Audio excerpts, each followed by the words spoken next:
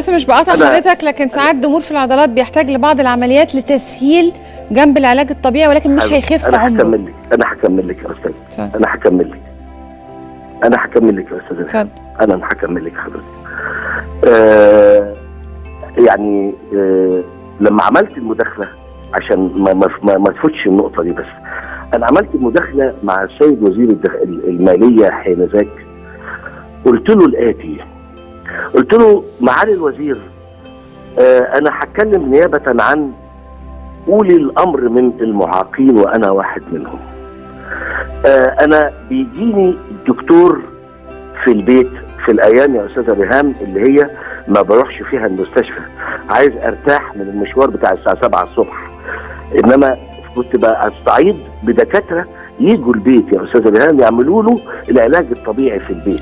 طب حضرتك عايش معاه ولا لو حضرتك سايبه؟ نعم؟ حضرتك ما كنتش عايش معاه صح؟ لا، ما انا هقول لك حضرتك بتقول انا هرتاح من الصحيان الساعه 7 الصبح عشان الدكاتره بيجوا لغايه البيت. حضرتك ما كنتش عايش معاه اصلا. العجوزه خد بالك، عشان اكون هناك 8:30 عشان اكون انا احمد يكون اول واحد ياخد العلاج الطبيعي بتاع الساعه 9. انا بقول لك دقائق الامور يا استاذه ريهام عشان تصدقيني. يا حضرتك مش هتطرد احمد من الشقه؟ استني بس خليني اكمل.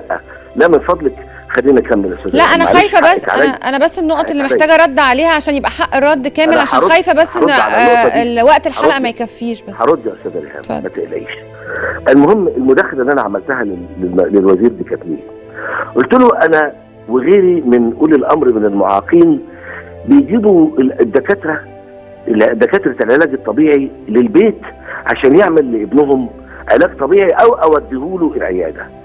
الدكتور ده يا معالي الوزير ما بياخد مني فلوس جامده قوي بلا ايصال.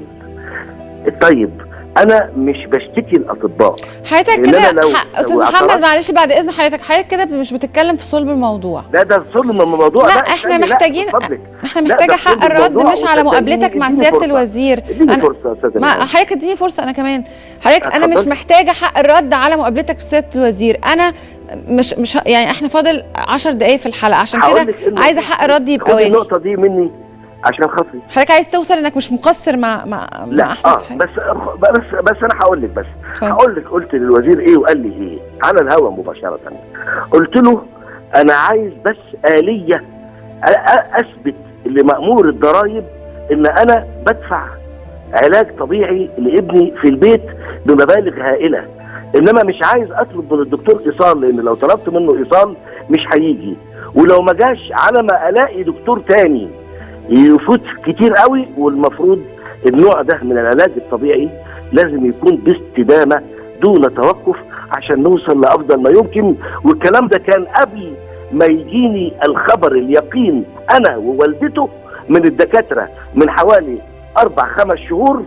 كانوا جايين من المانيا جروب لمستشفى ناصر، ورحت باحمد والدكتور قال هذا المرض لا علاج له اطلاقا. هو لا علاج له، ولكن حتى العلاج الطبيعي لم ولن يسفر عن شيء عند احمد، لان احمد عنده قصور في الفخذين من فوق يحتاج لعمليه.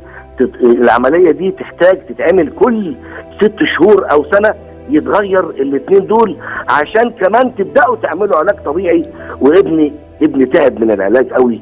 انا قلت ده امر الله وفوضت امري لله انا واحمد في الموضوع ده فيما يخص علاج احمد. فيما لا يخص بس ثانيه واحده حضرتك بتقول لا ثانيه واحده بس حضرتك بتقول فوضت امري لله انا واحمد. احمد طالع يطلب يتعالج ومش بيتكلم خالص مفيش العلاج ده بايجابيه على حضرتك. طب ايه؟ لا مفيش. لا طب ايه سبب الكراهيه دي حضرتك تفتكر لا يا حبيبتي الكلام ده مش مظبوط يا استاذه ريهام. ما انا بقول لحضرتك تفتكر يعني اكيد هو اللي راح معاك الدكاتره دي كلها. ليه هيكذب يعني؟ نعم ليه هيكذب يعني؟ ليه يقول لا احمد مش بيكذب. احمد متحفظ. لا ده انا دلوقتي بكلمك بس شفهي، انما انا بكره هاجي لك ارضاء لخاطرك. يا حضرتك مش هتطرده من البيت اللي سامعيننا دلوقتي وشايفيننا.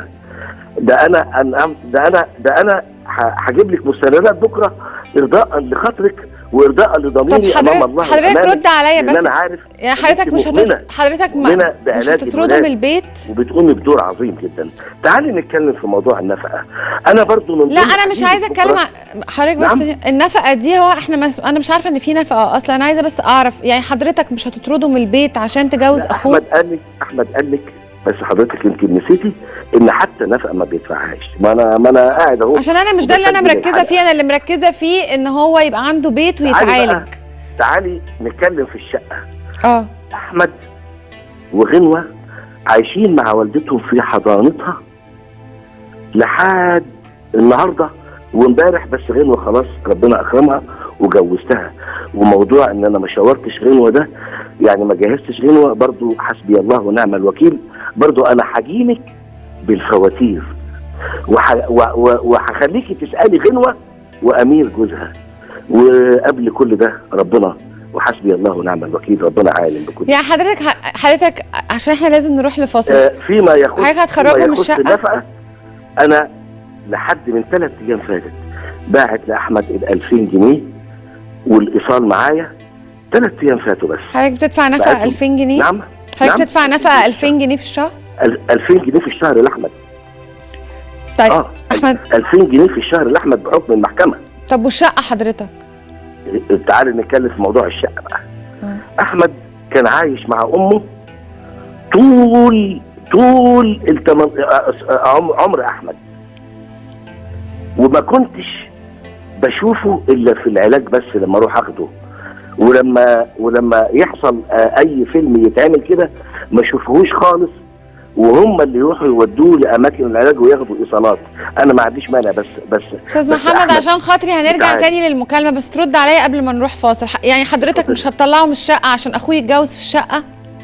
يا ست الكل الشقه دي حضرتك رد عليا بايوه او لا. هيطلعوا من الشقه ولا لا؟ ايوه هيطلعوا من الشقه.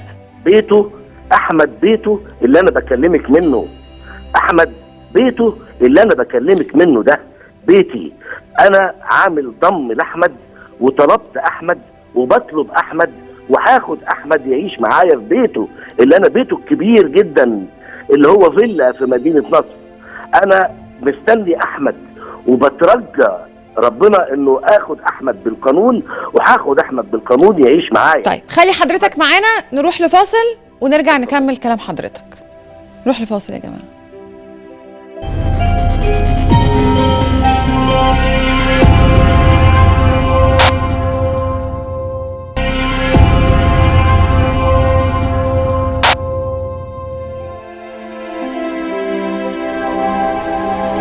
قبل بس ما نكمل مع استاذ محمد، انا بس عايزه اقول ان انا كل اللي يخصني في الموضوع ده التقرير اللي معايا الرسمي اللي من دكتور هاني رفعت من مستشفى الهلال الاحمر انه محتاج 3 عمليات، وده كان الغرض الوحيد من اذاعه هذا اللقاء.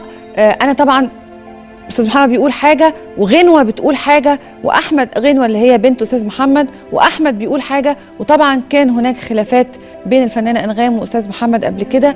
الظاهر يعني ان مفيش وفاق مع الاولاد، ولكن دي برضو مش قضيتي، عشان كده انا مش هرد لان انا ما كنتش مع ده ومش مع ده. فلو سمحتوا يا جماعه استاذ محمد حضرتك معانا؟ استاذ محمد لسه معانا؟ انا مع حضرتك. طيب دلوقتي انا استاذه ماجده اتصلت وطلبت ان هي اللي ترد، لان انا كده محطوطه في موقف يعني ماجده دي هي اللي اتشهر بيها دلوقتي يعني.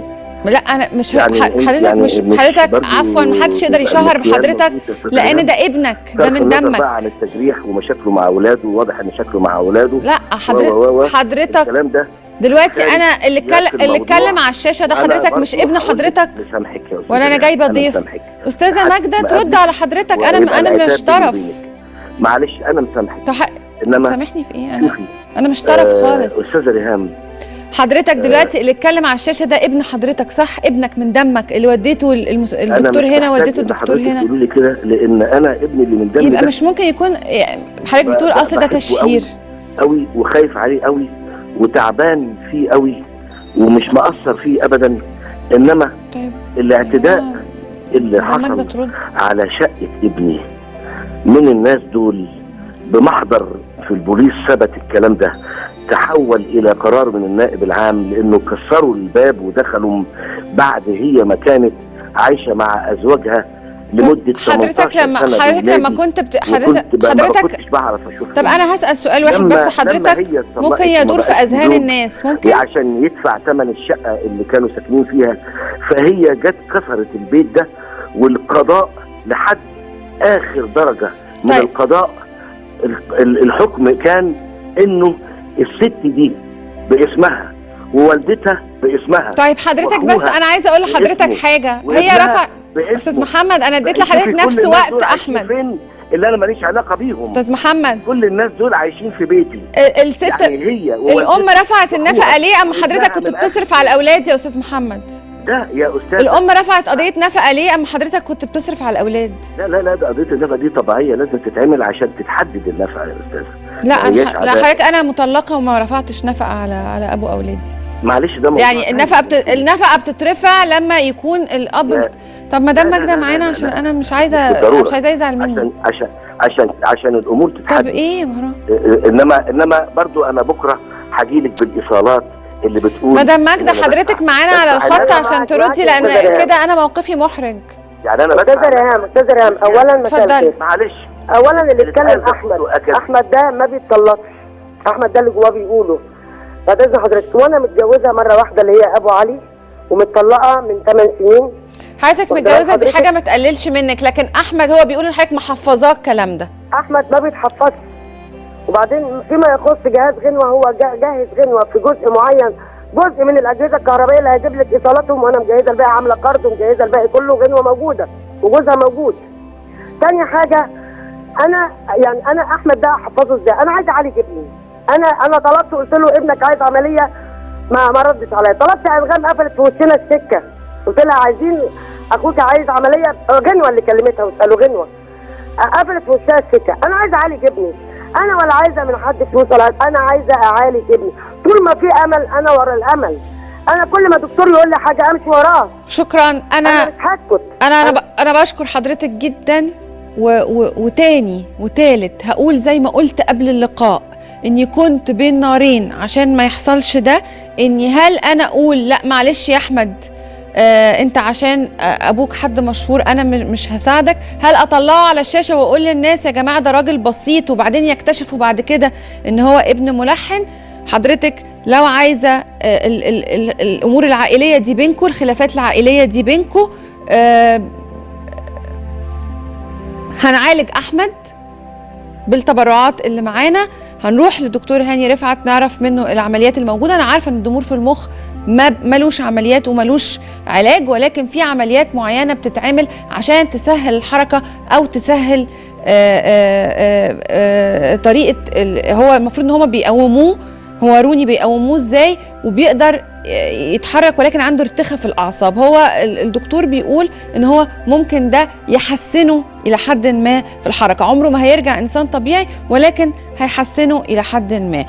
كل اللي ليكي عندي ايا كان خلافاتكم ايه دي بتاعتكم، ولكن كل اللي ليكي عندي ان شاء الله باذن الله اول ما تدخل التبرعات الحساب هنعمل لاحمد العمليه. وانا اسفه جدا يا استاذ محمد اذا كنت حضرتك زعلان منا، لكن حضرتك بتقول تشهير، مفيش حد بيشهر بابوه، ده ابنك، وابنك اتكلم وقال انا عايز شقه وعايز علاج. حضرتك بتقول هم عايشين في شقتي، لكن وهي متجوزه، انا عايز اخد ابني. مهم برضو احمد عايز يعيش مع مين، لان احمد كفايه اللي هو فيه. يا ريت اذا كانت مدام ماجده او حضرتك ما تضغطوش عليه نفسيا، لانه كفايه ان هو شاب معوق، مش هيقف، مش هيزاول حياته، مش هيتزوج. فمتهيالي ان الخلافات دي ضغط اعصاب عليه جامد جدا جدا جدا.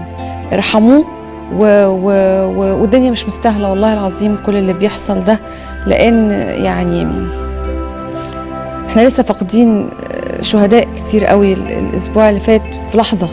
ففعلا الدنيا مش مستاهله. انا بعتذر اعتذار شديد لكميه التليفونات اللي كانت معانا اللي منتظره لمده طويله، ولكن كان استاذ محمد علي سليمان مشكورا كان ليه حق الرد لازم، ونفس الوقت اللي اديناه لاحمد هو نفس الوقت اللي اديناه لاستاذ محمد.